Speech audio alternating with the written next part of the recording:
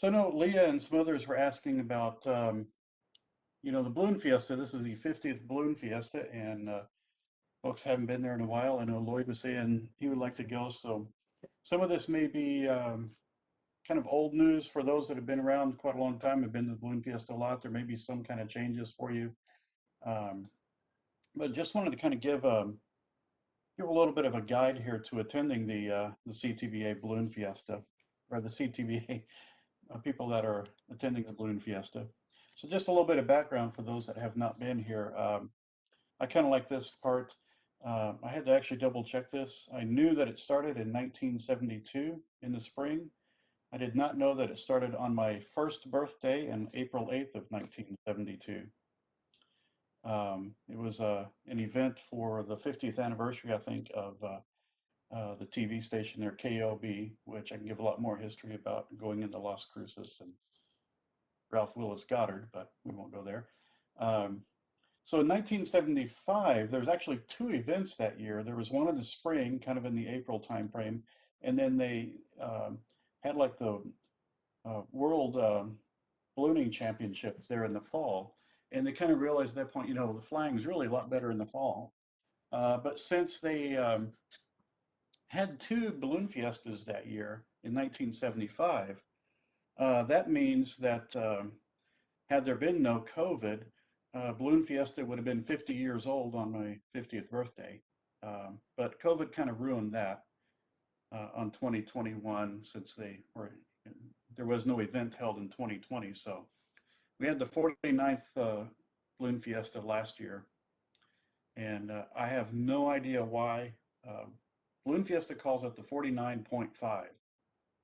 So you'll probably see it listed like that, but I think it's dumb. Well, There's no, because 2020 was supposed to be the 49. so it's no freaking half there. So they're just playing with the logo. I don't know. People bad with math. All right. The 50th Fiesta is going to be held October 1st through 9th of 2022. And they're kind of expecting a lot of folks to come in. Um, a schedule of events here. This is kind of just the main events. There's always a little bit of something going on there.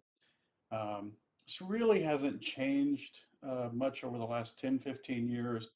Uh, the first Saturday and Sunday, um, we have a mass ascension. And then that night, we have a balloon glow followed by fireworks.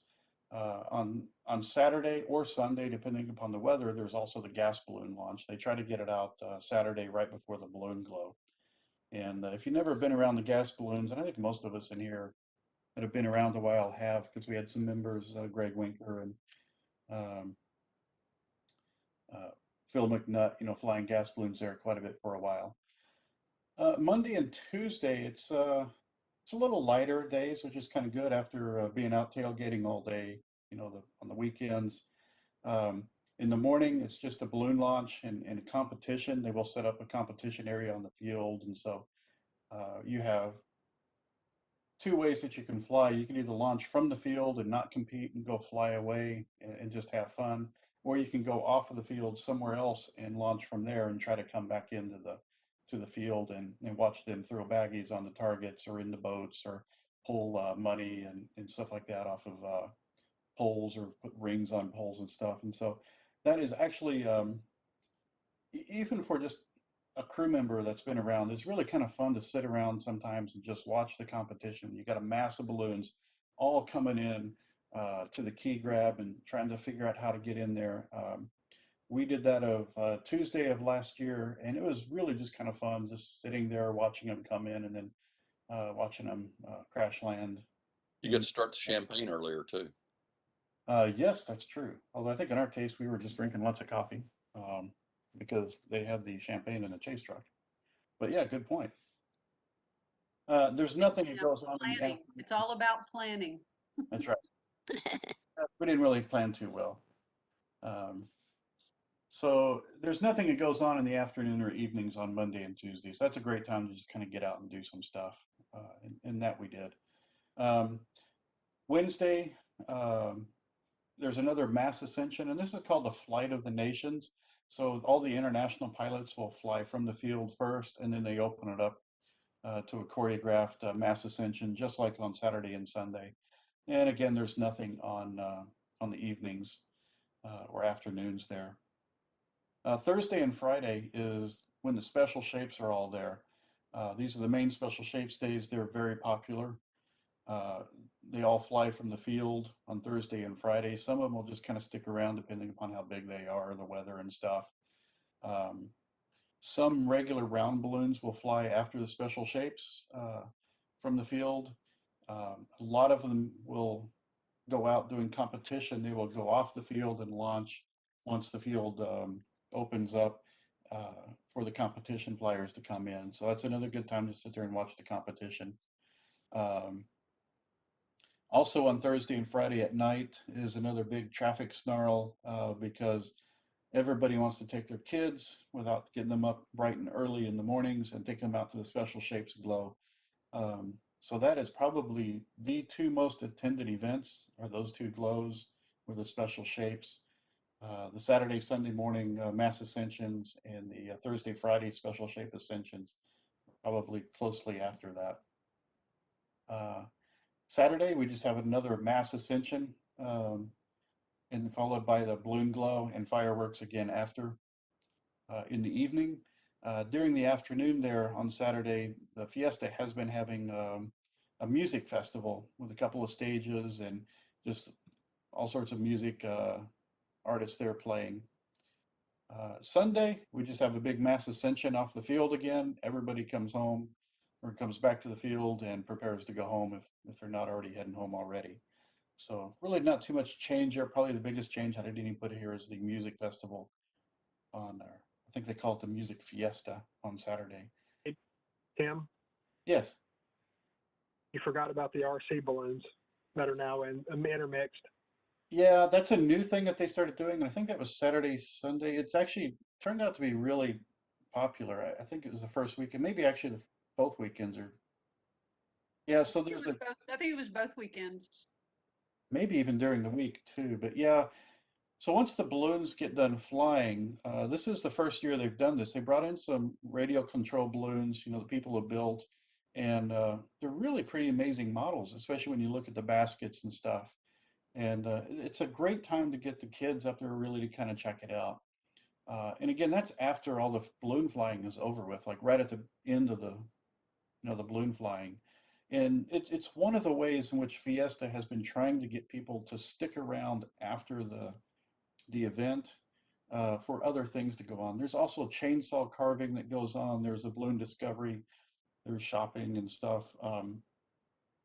And so, yeah, if you haven't been up to the chainsaw carving, you gotta go up there and check them out. I'm surprised nobody's lost an arm or a leg yet. So, yeah. Okay, this is from last year. It says the RC balloons billed as the Fiesta de los Globitos were featured on the opening weekend Sunday Mass Ascension, again in the midweek Mass Ascension on Wednesday, as well as on Friday.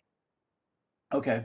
So Sunday, Wednesday, and Friday. Yeah, if it stays the same. And it says plans are underway to attempt a world record RC Mass Ascension as part of the 50. Oh, awesome. Yeah. It's really kind of taken off. I was surprised how many were there. I think we had about a dozen in Colorado Springs. So I didn't know that there was even that many. All right. So you say that you want to attend the 50th Balloon Fiesta, but you're really not sure how. There's really three ways to attend that I was trying to explain last year to some friends. Pilot, that kind of takes a lot of us out here. You can become a crew or a volunteer at the event. And what I was trying to explain to some folks that were wanting to go, you could go as a spectator, and I know very little about spectating, although I learned a lot more about it kind of preparing for this slide here. So those are the three ways that people end up going to the Balloon Fiesta. So if you're going to attend as a pilot, just a real quick overview, because it probably doesn't pertain to a lot, and those that it would pertain to, you've probably been through much of the process. And Josh, please correct me in some of this stuff if I'm wrong, because I'm really not sure about it either. Each balloon requires a primary pilot, and that's because the primary pilot gets one basket banner that has to be attached to the aircraft.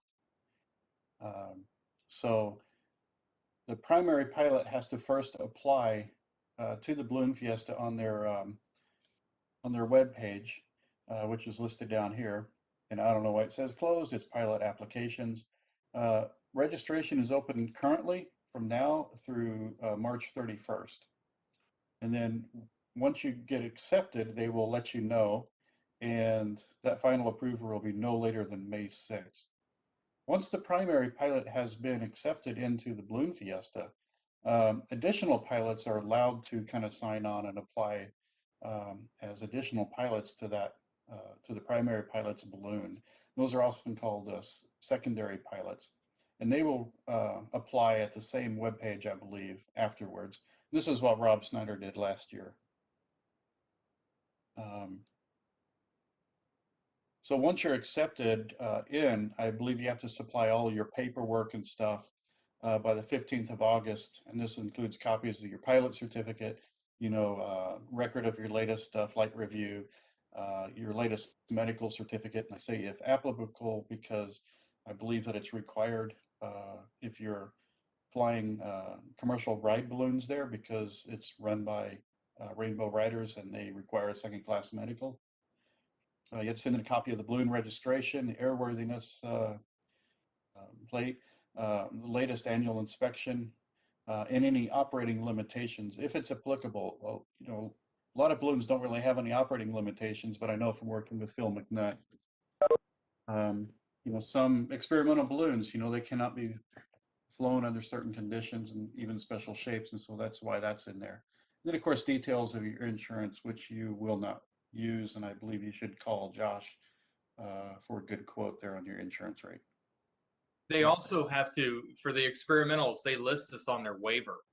We have to give them proof of that by, I think, June or July, so they can hand off to the FAA and get us listed somewheres or somewhere somebody wants that information. I did not know that, but yeah, you certainly would. That's good, because I remember at the time there was consternation, 20 years ago about like you can't fly in a congested airspace or something. And so, because it's experimental aircraft. And so they're waiving each of the experimental balloons in the waiver, I guess. That makes sense. That's what we do for drones and stuff in Colorado Springs. We waive. I never saw them listed in the waiver, but that's probably what it is. Yeah. Okay. So prior to getting to Fiesta, the pilots have to watch a couple pilot videos. There may be an exam or something in there so that they know that you have indeed watched it. You need to read the operations manual and the waiver. Download the prohibited zone map and kind of familiarize yourself with it and get kind of prepared. And then once you get to Fiesta, before the event, that Thursday and Friday, you have to go to the new Sid Cutter Pavilion and register there. You go sign in and go around, meet the FAA, pick up all your swag and everything else. And if you happen to come in late because you had a flat tire or just whatever, there's also a certain time on Saturday that you can go do your registration or set up an appointment. And I've known some people that had to set up appointments, throughout the week because they had to show up late. So yeah, you also pick up your swag, which includes your jacket. You get a pilot access pass onto the field. You get one of two types of passage. You either come in the north entrance, which is typical, or some will come in on the south entrance. You also get a parking pass. And Josh, do you only get one parking pass for crew, or do you get two? Or anybody? I think I got two this past year, but I had sponsor passes and all that also, so I all got a little confused on what was with who and with what. I think I had two. Two's the usual number. Okay, that's what I felt like it was, yeah. And the crew will get a parking pass for a specific parking area and how to drive in. We'll talk a little bit about that. And then there's also some emission passes for your crew with a specific parking pass. So if the crew's in the chase truck, they don't check it. yes, yep, that's true. So you can also just ride right in with your pilot. That's not a problem. So for pilot housing, this probably doesn't pertain to anybody here, but you only get pilot housing if you live greater than 50 miles away. So everybody here is going to be subject to getting some lodging there. It's only available to the primary pilots. The secondary pilots are kind of on their own. Basically like the crew, the secondary pilots have to find their own place. So if you live greater than 50 miles away, you're eligible for a Fiesta approved hotel accommodations or an RV site with electricity for up to 9 nights. You can get some upgraded rooms at these hotels, but it's up to the pilot's expense for that increase. You can also go get a hotel somewhere else, that's not Fiesta approved, and that's also at your expense. Now, if you don't want to go through the Fiesta hotel or use one of their RV sites, and you're one of the first 60 pilots to request this, there is an alternate housing program where Fiesta will give you $1,100 to kind of go use as your own for your own lodging. And if you get this, you can go use it for Airbnb, Yeah. just pay your local friends and family, go to a non-Fiesta sponsored hotel. So they've changed it. I was last month I was working with Jennifer on a shape contract, and she said that they're starting to run out of hotels because of the 50th, and they bumped that to over 100 pilots now. Okay. And at the time, she told me $1,700, but I think in the last email I saw 1,200 or 1,400. So they're really pushing for people to find their own hotel. Don't Right. know if there's going to be crew rooms available just because everyone is all about making money right now. Yeah. So that actually, there are hotels in Santa Fe, and there is a train. Yep. Oh, true. True. That does bring up a good point that really applies to all three of these groups when it comes to lodging. Plan now. Go reserve a hotel now. A lot of places will not let you cancel within 30 days, I think, of it. But don't wait. And this is where I, had a little issue there with somebody that wanted to come. They didn't plan until like a month ahead. And they also made some assumptions. But yeah, there's just no way you're going to get a hotel unless you're spending like $500 a night or so. And there was no RV sites or anything. So plan now. I do know that the RV sites for the general public, they were gone within 20 minutes and a massive wait list. So high demand. Well, and that's just for the ones there at the field, right? Some of those, the KOA and some of that out to the west and all might still, I don't know, that chance. might still have. Maybe chance. They're all gone. Yeah. Oh, okay. Around the entire city, they're all gone. I believe it. You can go plays out. Yeah, and on Tim's comment about the cancellation fee, most hotels, I mean, they'll give you a better rate if you pay 100% up front with no refund.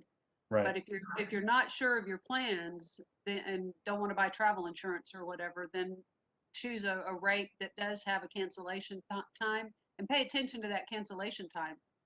If it's 30 days, cancel before 30 days if you end up not going. If it's 10 days, whatever that window is that reservation gives you, and they're certainly going to be very strict during Fiesta. And odds are, if you don't want your room and you're 30 days out, somebody will take that room from you. So exactly, and the hotels will do the same. Right, they'll take your money, but they're going to re-rent that thing Exactly. in 10 minutes. Yeah. But the point is, go ahead and book now, even if you think you might be going to go. Go ahead and book something, and then just be sure and cancel outside of that window if you end up, changing your plans. And that reminds me, I need to Aw. put a reservation for a car down because last minute, last year within the month when we were talking about flying in, cars were just up near $2,000. I managed to find a place off-site that wasn't bad. My sister-in-law rented her car in Lubbock and drove it over. Yeah, but we were going to fly to Albuquerque. We'll fly to Lubbock and drive the car in. No, we wanted to fly the airplane to Albuquerque. So, yeah, I need to. Your airplane. Okay. Yeah, yeah. I should definitely plan on that just so that we at least have that option if we decide to do that. See if they'll let you camp under the wing and then hitchhike. Yeah, at the Cutter FBO. Yeah. Um, okay. So you can also attend and participate in everything. And this is where I was explaining, I've always been a participant here. I've never even been a spectator. Um, so you can attend as either a crew or a navigator, and you're going to be involved in the action somehow there. So crew, as everybody on here probably knows already, you're involved with the safe operation of the balloon, from the inflation through the chase to the deflation, the pack up, and returning the pilot safely to the field. Navigators, that's just a fancy word for volunteer. Um, Navigators are volunteers at the Balloon Fiesta, and you're not directly involved with the flight operations of any specific balloon. You may be involved in the flight operations, but you're not there helping actually crew. They're two separate things there, and you go about them differently. So as I mentioned, they're navigators. It's just a fancy word that they came up with, I don't know, 6, 7 years ago for events, logistics, volunteer. Um, the reason they call it navigator really kind of makes sense um, because they actually help the spectators kind of navigate our whole Balloon Fiesta experience, by guiding and directing them and answering questions and stuff.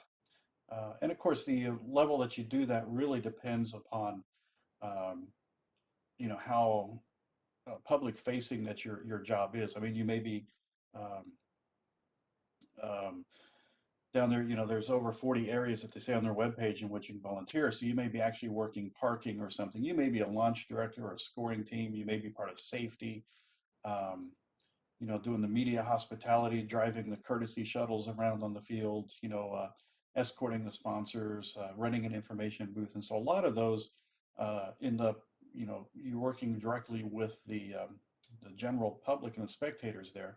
And so they want you to be trained up in how to answer all the questions. And so there is some training in there. I always worked in the gas command center, which kept me out of the public's face, which is probably for their benefit. And so, yeah, I eventually kind of took those training videos. In order to be a navigator, you must be able to work a minimum of 4 events. And an event is either a morning or evening type of an event, usually about 4 or 5 hours. And because it's during the operation of the balloons, these events, that you have to work, you cannot be on a balloon crew because they're both at the same time. Typically, gas command center is 24 hours a day. Being a navigator, you don't get paid for it. You do get free admission and parking to all 9 days of the events. And quite honestly, I think that's a pretty good deal right there. You get access into a navigator tent for meals and snacks. There's a navigator party in there, which they have really boosted up, trying to give out a lot of swag and benefits and stuff to everybody. You also get the shirt and pin. Usually it's a shirt to kind of make you identifiable on the field, and you probably don't want to wear like to Walmart or something. I mean, come on, a bright yellow shirt or orange or something. You get a free program guide, free calendar, and you can get some other kind of benefits depending upon your assignment and how long you've been involved in it and stuff. So they're really trying to kind of take care of folks. To become a navigator, you need to apply online at this Volunteers New at this link, or just go to their main webpage and make a little search in there. Once you get accepted in, yes, you will have to be, you are required to watch 5 short training videos. And again, it's really just to make sure that you're able to answer all the basic kind of questions, to the uninitiated spectators that are there, asking you questions. You're like, where's the bathroom? How does the hot air, how does a balloon fly? Which, if you've been around balloons a little bit, you probably already know a lot of these things. And the goal is there also to help you just run a safe event. So they're really trying to help you identify safety issues. There is a short exam after watching the videos to make sure that you actually watch them. But some volunteer positions may require some additional training before you go into it. So for Navigator Housing, a lot of the volunteers are kind of local. They're kind of part of the Quad A and live in there in Albuquerque. And so they have local residences. So there's not too much there.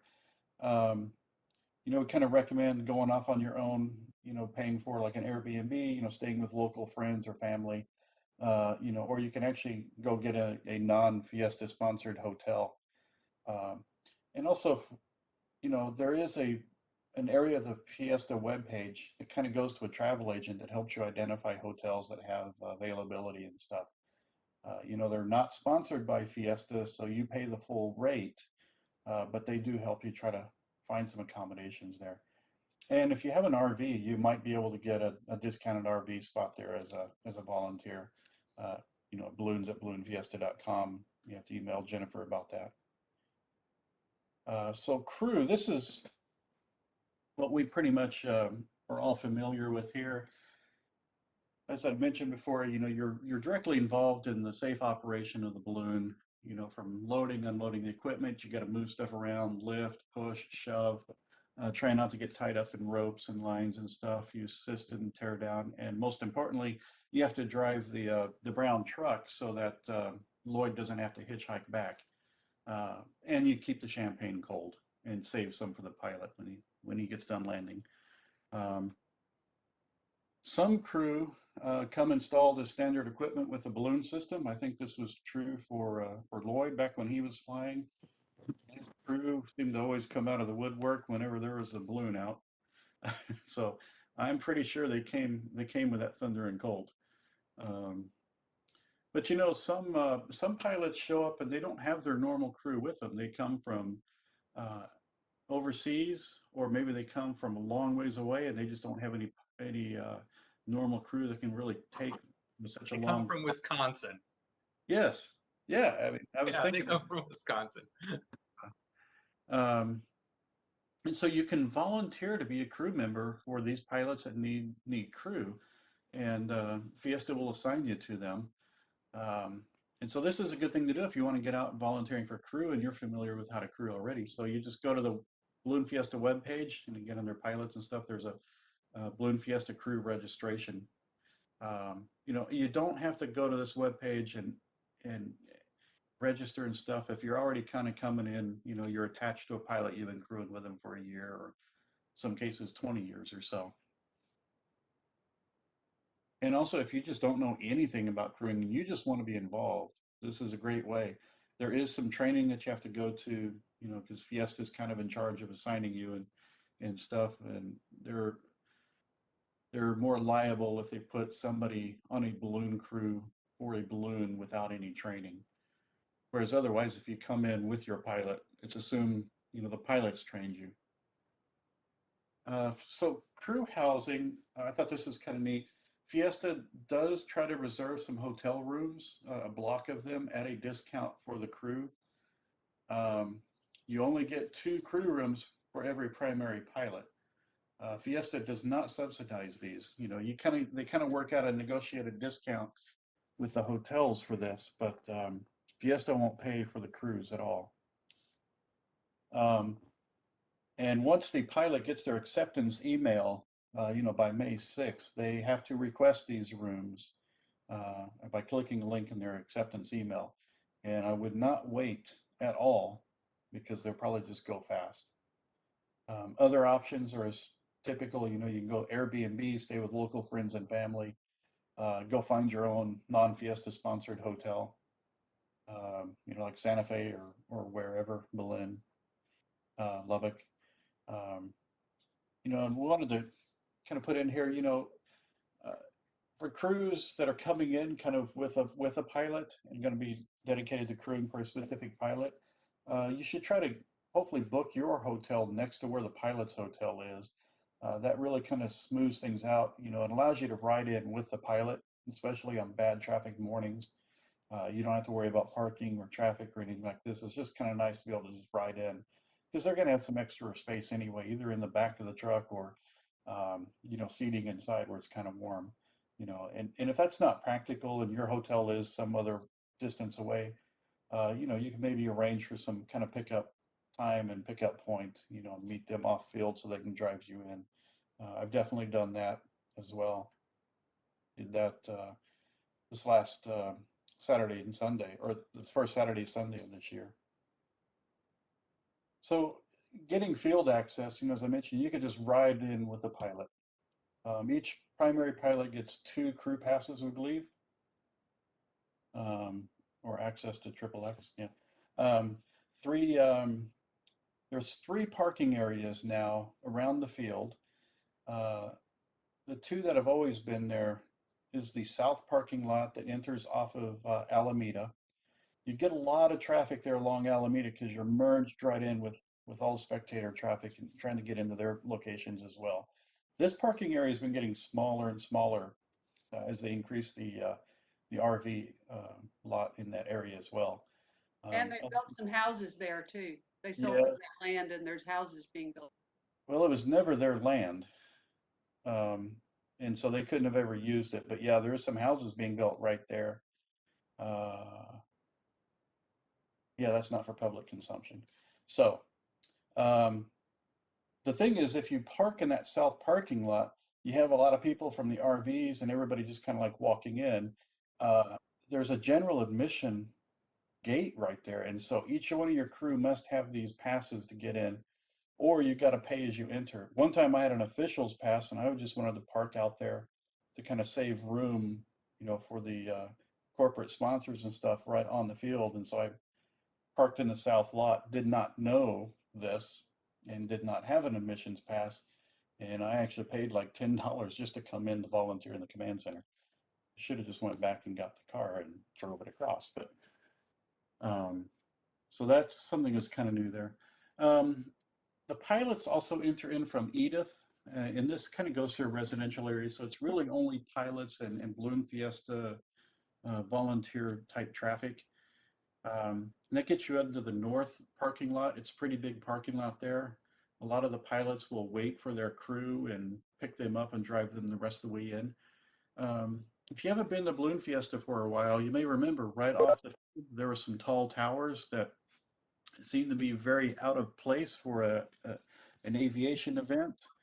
Um, that land came up for sale some years ago, and the Balloon Fiesta bought it, took down the towers immediately, and they have converted it now into the west parking lot for crew and volunteers.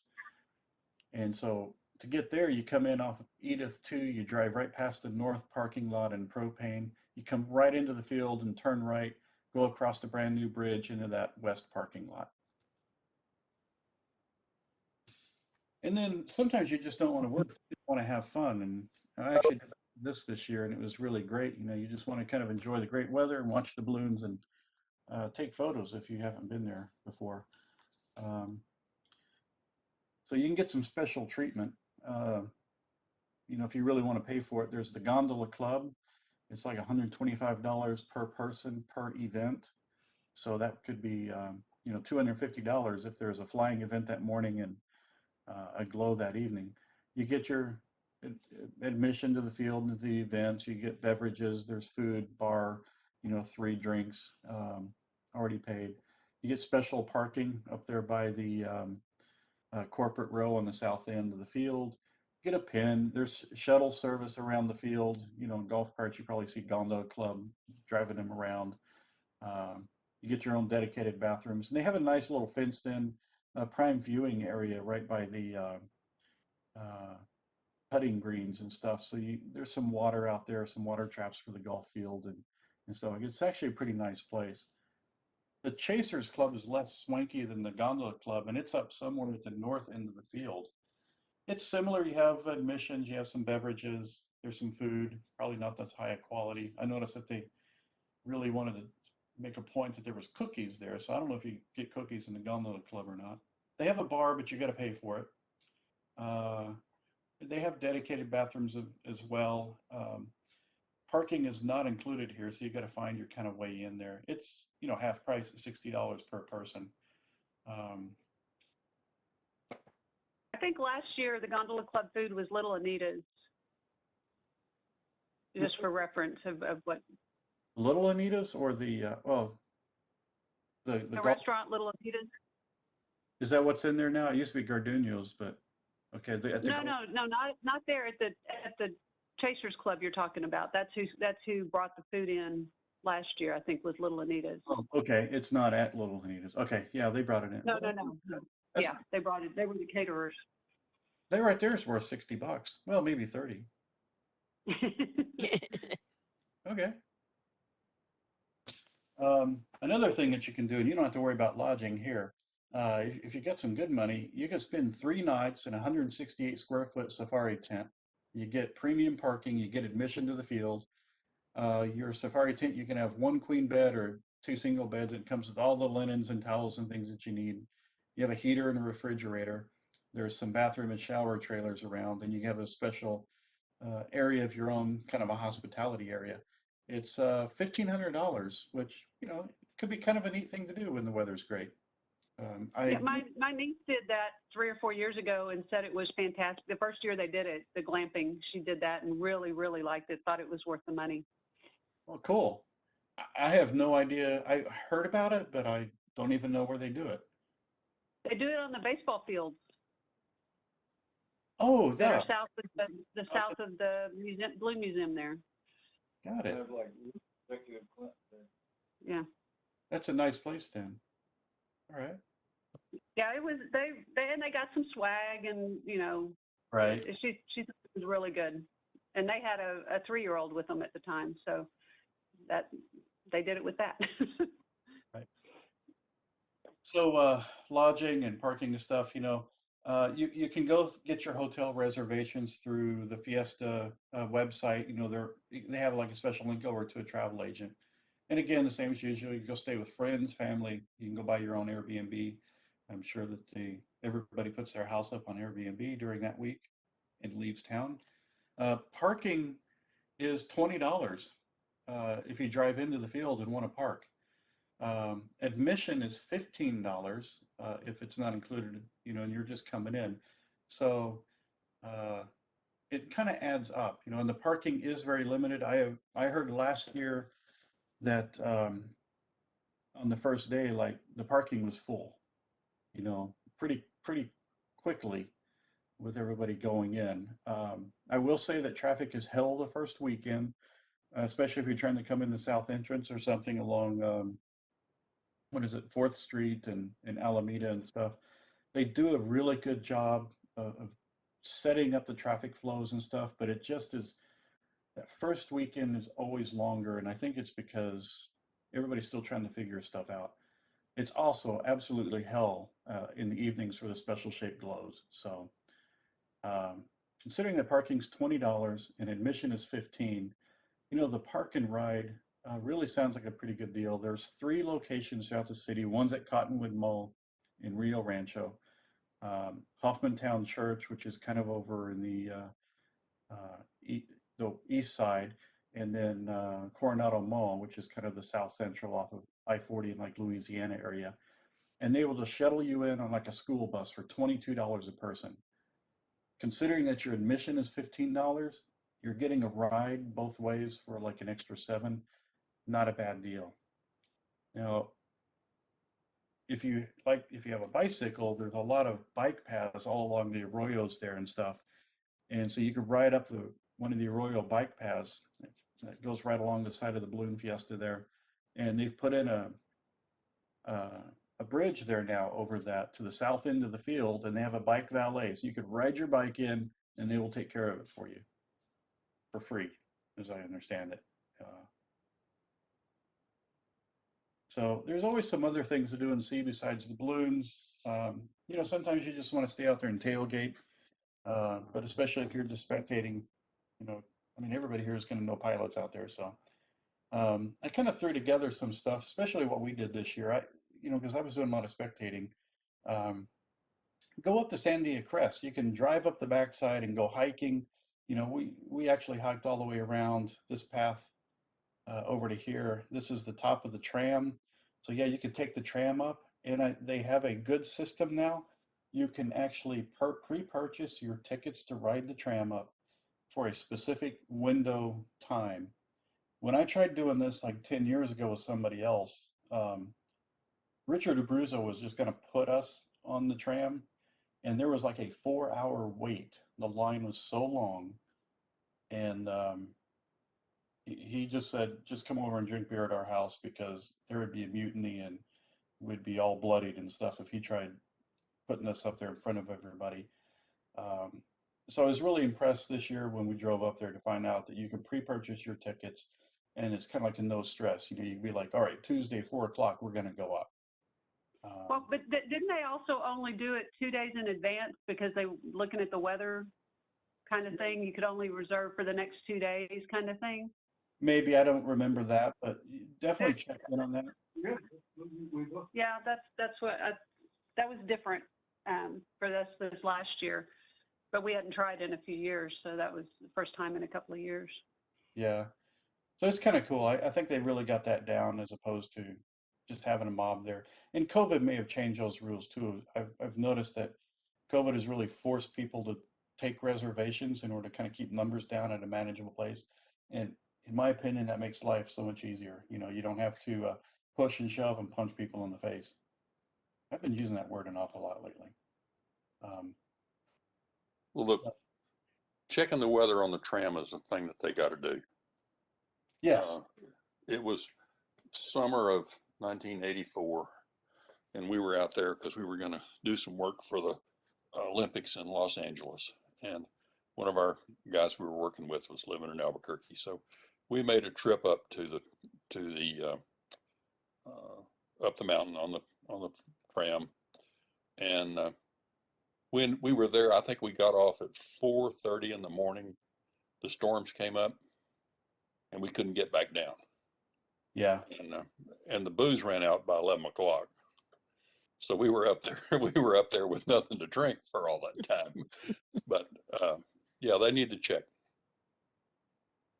Yeah. So they do. They monitor the winds at some level. You know, they got to cut it off. They do have back roads down. They can shuttle people down the backside. But just real quickly, you know, I think it was only about a month ago.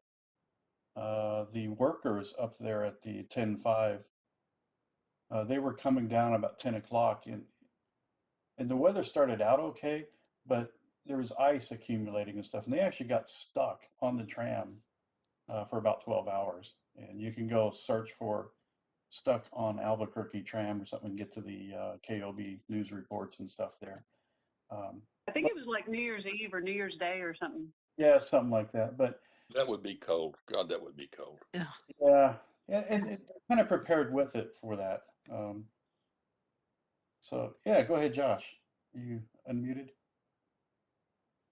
Yeah, hey, I got to get off. I'm going to leave you as the host, but I'm going to have to stop the recording when I get off. Okay, we're pretty much done at this point anyway. So Okay. appreciate bringing this up. Yeah, y'all more than welcome to stay on here and talk as long as you want. And Kim, just whenever you're done, close it all out.